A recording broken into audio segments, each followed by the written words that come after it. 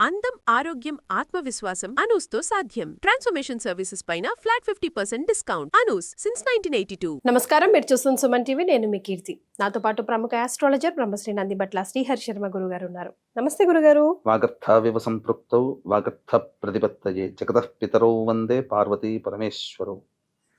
ఆదిత్యాయ చ సోమాయ మంగళాయ బుధాయ చ గురు శుక్ర శనిభ్యశ్చ రాహవే కేతవే నమః. శృంగేరి జగద్గురు పీఠాధిపతులకి, కంచిపీఠాధిపతులకి నమస్కారములు తెలియచేసుకుంటూ కార్యక్రమాన్ని ప్రారంభిద్దాం. గురుగారు, సర్పదోషాలు, కాల సర్పదోషాలు, సర్పశాపం వేరు, దోషాలు వేరు కదా గురుగారు. అలాగే సంతానలేమి సమస్యతో బాధపడుతున్న వారు గనక ఈ పుష్య మాస శివరాత్రి రోజు పరిహారాలు పాటిస్తే గనక అద్భుతమైన రిజల్ట్ ఉంటుంది అని అంటున్నారు. ఈ మాటలో నిజమెంత? మనం ఏమేం పరిహారాలు పాటించాలి నిజమైతే?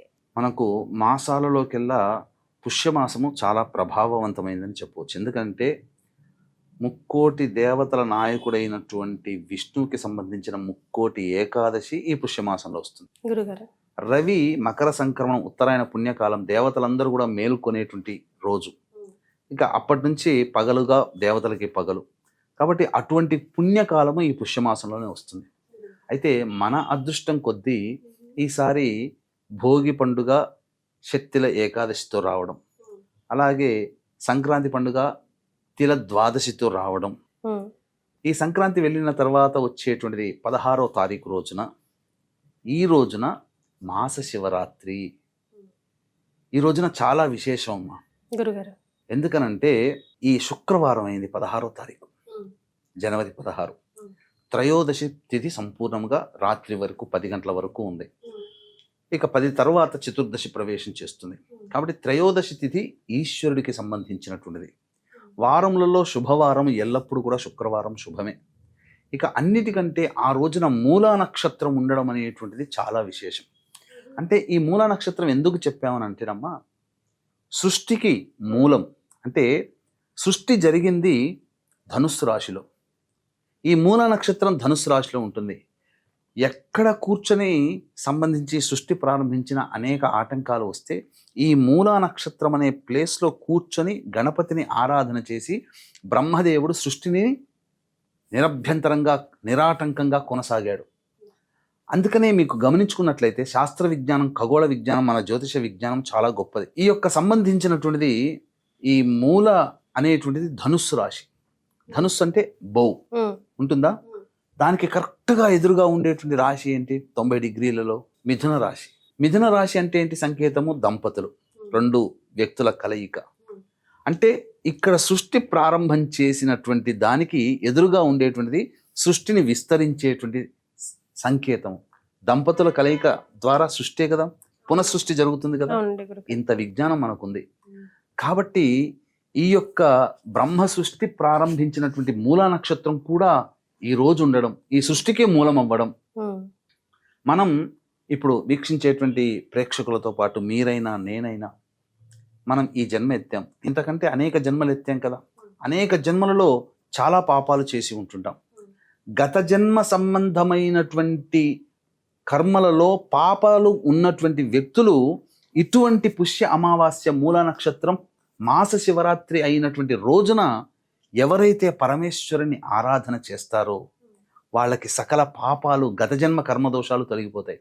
సింపుల్గా ఒకే ఒక్క మాటలో చెప్పాలి అనంటే, ఈ రోజున మనం అనేక రకాలైన సమస్యలు, విద్య, వివాహ, ఉద్యోగ, దాంపత్య, సంతాన, అనారోగ్య, విదేశీయానము, శత్రుబాధ, కోర్టు సమస్యలు, విడిపోవడాలు, దంపతులు, ఇలా అనేక రకాల సమస్యలకి కారణం ఈ జన్మ కాదమ్మ. గత జన్మలలో చేసినటువంటి పాప ప్రభావాన్ని ఈ జన్మలలో మనం మోస్తున్నాం, అనుభవిస్తున్నాం కూడా.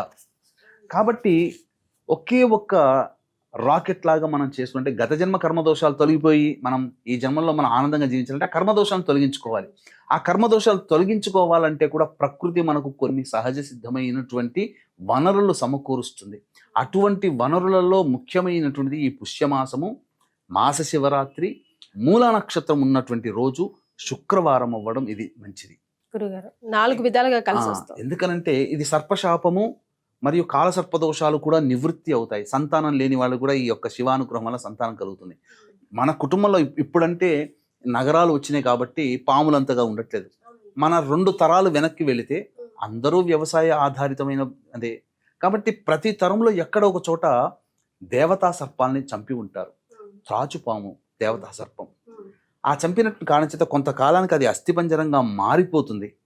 కానీ ఆ పాము యొక్క ఆత్మ అక్కడే సంచరిస్తూ ఉండి తదనంతరం వచ్చే 7 తరాలకి అది శాపం పెడుతుంది. అది సర్ప శాపముగా మారుతుంది.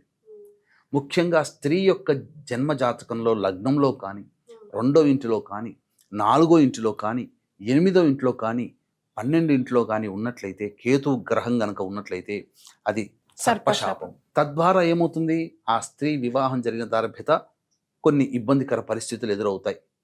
అలాగే పురుషుడి జాతకంలో కూడా ఇలాగే చెప్పబడి ఉంది ప్రధానంగా.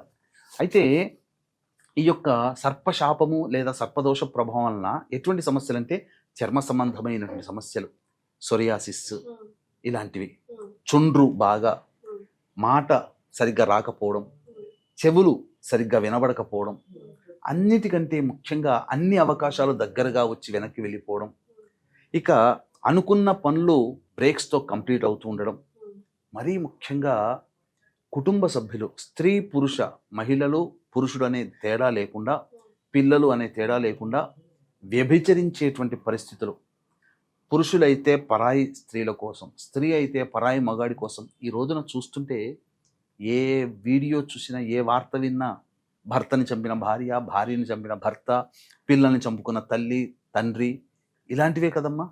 ఇవన్నీ ఎందుకు కలుగుతున్నాయి? ఈ సర్పశాప ప్రభావాలు వీటన్నిటి వల్ల కలుగుతున్నాయి.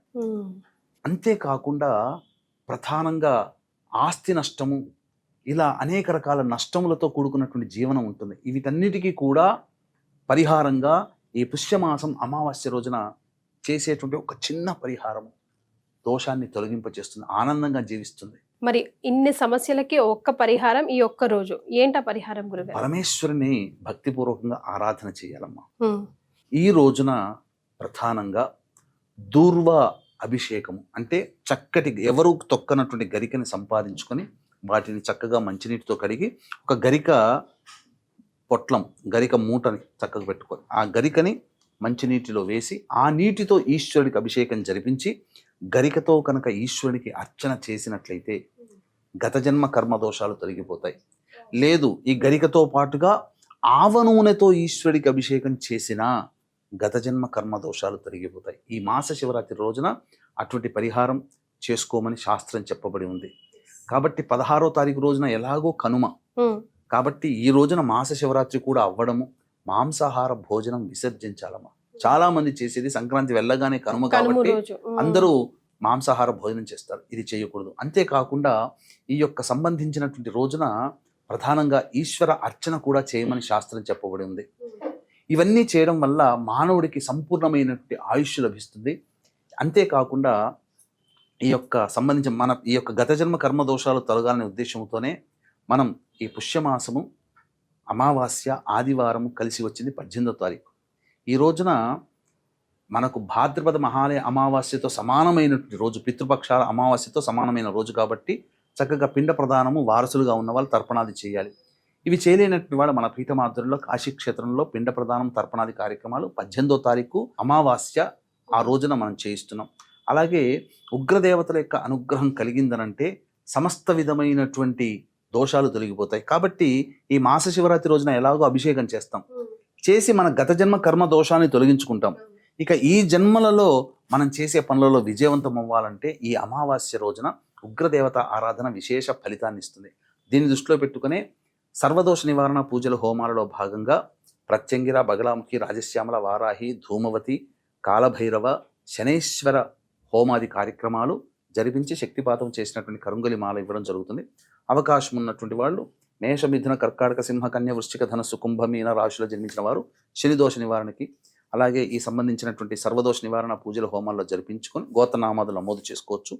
పిండ ప్రదానము ఈ యొక్క సర్వదోష నివారణ పూజలు రెండు వేరు కాబట్టి విడివిడిగా నమోదు చేసుకోవచ్చు. దేని దానికి ఎవరికి ఇష్టం ఉన్నది వాళ్ళు నమోదు చేసుకోవచ్చు. తద్వారా ఈ మాస శివరాత్రి ద్వారా పొందినటువంటి దివ్య అనుగ్రహం, ఈ ఉగ్రదేవత ఆరాధన వల్ల పొందినటువంటి విజయము, ఇవన్నీ మనిషిని ముందుకి తీసుకొని వెళ్తుందని చెప్పడంలో ఏమాత్రం సందేహం లేదు. సో మాస శివరాత్రి ఒక్క రెమెడీ ఎన్నో సమస్యలకి పరిష్కారం. గురుగారు చెప్పిన 10 రకాల సమస్యల్లో ఏదో ఒక సమస్య మనల్ని అంటిపెట్టుకొని ఉంటే ఉంటుంది. బికాస్ ఈ జన్మ ఎత్తామంటే ఇంకో జన్మలో మనం ఏదో పాపమో పుణ్యమో చేసుకొని ఉండుంటాం కాబట్టి దానికి సమాధానం తెలియాలంటే ఇలాంటి చిన్న చిన్న రెమెడీస్ చేసుకుంటూ పోతే మనతో పాటు మన పిల్ల పాపలు కూడా సంతోషంగా ఎల్లవెల్లా ఉంటారు. చాలా సంతోషం గురుగారు, ధన్యవాదాలు. సర్వం శ్రీ ఉమామహేశ్వర పర బ్రహ్మార్పణమస్తు.